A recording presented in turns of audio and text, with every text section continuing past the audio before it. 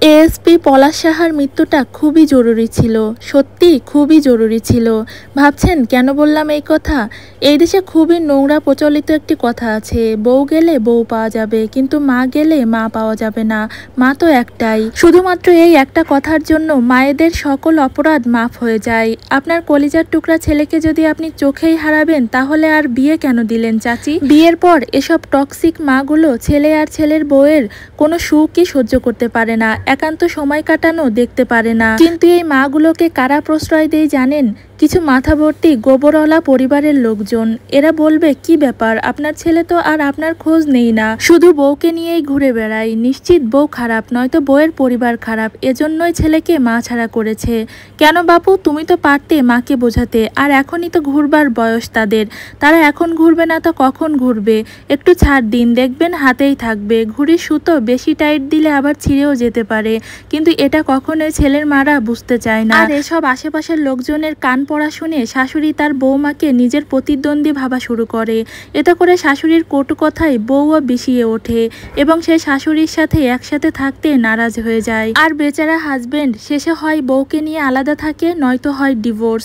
আর যদি তাও না পারে, শেষে সেই দুশ্চিন্তা থেকে মুক্তি পেতে তখন সে আত্মহত্যা বেছে নেই, ঠিক যেমনটা এসপি পলাশ সাহেব করেছে। শাশুড়িদের উদ্দেশ্যে কিছু কথা। আপনারা যদি ছেলেকে এতই ভালোবাসেন, ছেলের বউয়ের সাথে ছেলে একটু খুনসুটি ভালোবাসা করবে, এগুলো আপনারা যদি মেনে নিতে না পারেন, তাহলে আপনার ছেলেদেরকে প্লিজ বিয়ে করাবেন না।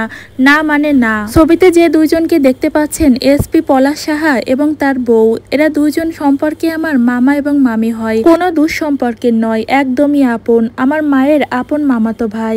এবার আসল ঘটনায় আসি। মামা মামিকে অসম্ভব ভালোবাসতেন, যেটা নানুর ভালো লাগতো না, মানে এসপি পলাশ সাহার মায়ের ভালো লাগতো না। এ থেকে সমস্যার উৎপত্তি। এই সমাজে বউকে ভালোবাসলে আপনজনদের সহ্য হয় না, নজরটা লাগে বেশি। আজকে ওনার মৃত্যুর জন্য ওনার পরিবারের মানুষের দোষ সব থেকে বেশি।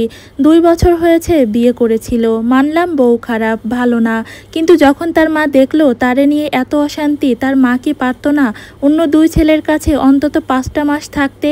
বাড়িতে তাদের বিশাল বড় বিল্ডিং, কোনো অভাব নেই, 3 ছেলেই জীবনে সফল, টাকা পয়সার কোনো কমতি নেই, কিন্তু না, উনি তো উনি, সব শেষ হয়ে যাবে, তবুও এই ছেলেকে ছাড়বে না।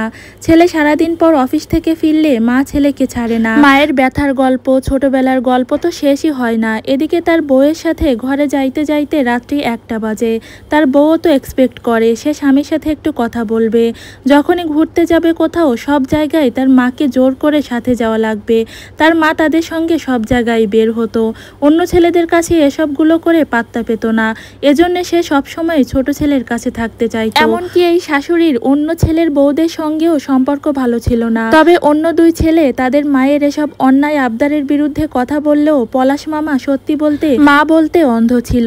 এরকম সংসারের আরো অনেক কথা আছে। তবে আজকে দেখলাম পলাশ মামার ভাই ইন্টারভিউ দিচ্ছে, তারা এটা বলছে যে তারা নাকি পলাশ মামার বউকে অনেক বুঝিয়েছে যে শাশুড়িরা এমনই হয়, তাদের সাথে মানিয়ে চলতে হয়। তাহলে তারা নিজের বউকে কেন একথা বলেনি? তারা নিজেদের সঙ্গে কেন নিজের মাকে রাখলো না? সবকিছু কেন পলাশ মামার বউকে সহ্য করতে হবে? ভালো সাজতে আসছে এখন, আজকে তাদের কাছে এই মাকে রাখবে কিনা এটাই সন্দেহ। সকাল থেকে দেখতেছি সবাই বউটারই দোষ দিয়ে যাচ্ছে। আরে যার স্বামী লাখ লাখ টাকা মাসে আয় করে, তার কোন জিনিসটা অপূর্ণ ছিল বলেন তো? অনেকবার ভেবেছি পোস্ট করব না, মানসিকভাবে আমরা কেউই ভালো নেই, কিন্তু মানুষের এত পোস্ট, এত ভুল ধারণার জন্য পোস্ট করতে বাধ্য হলাম। এসপি পলাশের নিজের আপন ভাগ্নি পলাশের মায়ের বিরুদ্ধে এমনই একটা পোস্ট করেছে ফেসবুক ওয়ালে, যেটা দেখে এখন সবার কাছে ক্লিয়ার হয়ে গিয়েছে যে আসলে এখানে দোষটা কার ছিল। তার ছেলেটার মৃত্যু হয়েছে আর সে এখনো আছে ঝগড়ার টপিক নিয়ে, কিন্তু যে বউকে সবাই দোষ দিচ্ছে, বিধবা হলো সেই মেয়েটা, সংসার হারালো, আর শাশুড়ির জন্য সংসারেও শান্তি পেল না। দিন শেষে দোষ এই অভাগী বউটার ঘাড়ে চাপানো হয়েছে, অথচ 4 দেয়ালে কি ঘটেছে তা কেবল এই মেয়েটি সহ্য করেছে। কোনো মেয়েই খারাপ বউ হতে আসে না, তাকে খারাপ করে শাশুড়ি নামক এই মহিলাটাই। এজন্যই সবাই বলে যে মা ভক্ত পুরুষের বউ কখনোই সুখী হতে পারে না।